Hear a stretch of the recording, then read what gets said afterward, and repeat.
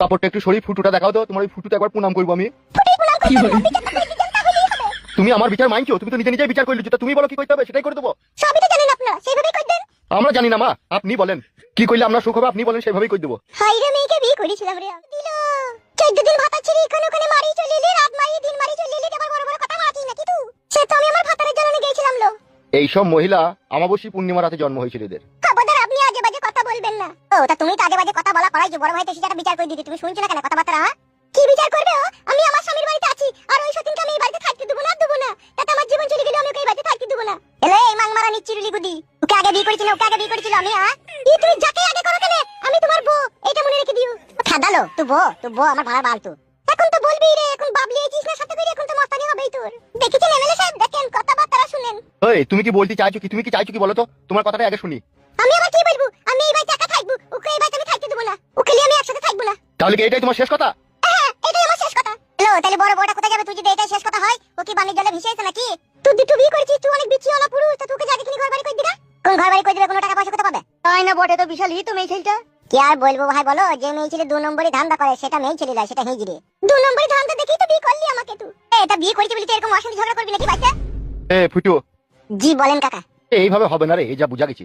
এখানে থাকলে সারা জীবন ঝগড়া অশান্তি বাড়তেই থাকবি। এসে সে এরকমই তো অবস্থা গো কাকা, কেউ কারো কথা মানছি না তো। তুই তো আসল অপরাধী রে বোকাচুদা। মানুষ চা খাই ঠিক আছে, কিন্তু চা খেয়ে ভাতটাকে কেউ পকেটে করে ঘুরে বেড়াই না। তুই ভাড় পকেটে করে ঘুরে বেরিয়ে গোটা ময় জামা ময় পিমড়ে লাগিয়ে দিচ্ছিস তুই। বোকাচুদা, এমন এমন কাজ করিস তোরা, কাজের কোনো ওষুধ থাকে না বে। এরা মেয়ে নামে কলঙ্ক বে। দেখতে পেয়েছি না বোকাচুদা, তখন থেকে বোঝানোর চেষ্টা করছি, আর উল্টো পাল্টা আজে বাজে কথা বলে গেছি। কি আজে বাজে কথা বললাম আমি?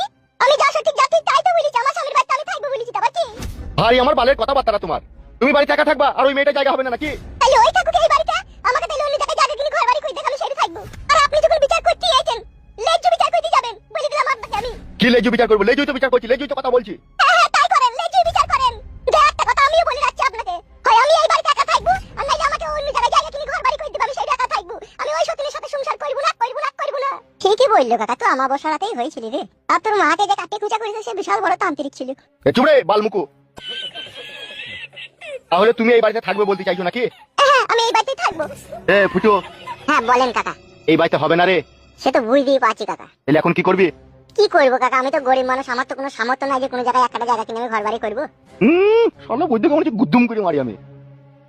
কি কাটে বাজারে লেগে গেল বলো দেখিনি? কি করবো ভাই বল, ভাগ্য খারাপ হইলে যা হয়। ভাই এদিকে তাকাবে।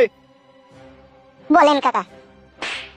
শালাদের জন্য দাঁড়িয়ে থেকে থেকে হাত পাই লেগেছি, তুই চোখের উপরে একটু ভয় নামবে। হ্যাঁ কাকা, চোখের উপরে বসেন, চোখে ভেঙে দেন, তাতে আমার কোনো অসুবিধা নাই। আমার তো যা হওয়া তো হয়েই গেছে। বে শোন এদিকে টাকা। তুই যে ঘর বাড়ি যে তোকে করতে হবে, তোর কাছে টাকা পয়সা কত কি আছে? 16,000 টাকার মধ্যে ক্যাশ আছে কাকা। আর কোথা কি আছে? ব্যাংকে কত আছে?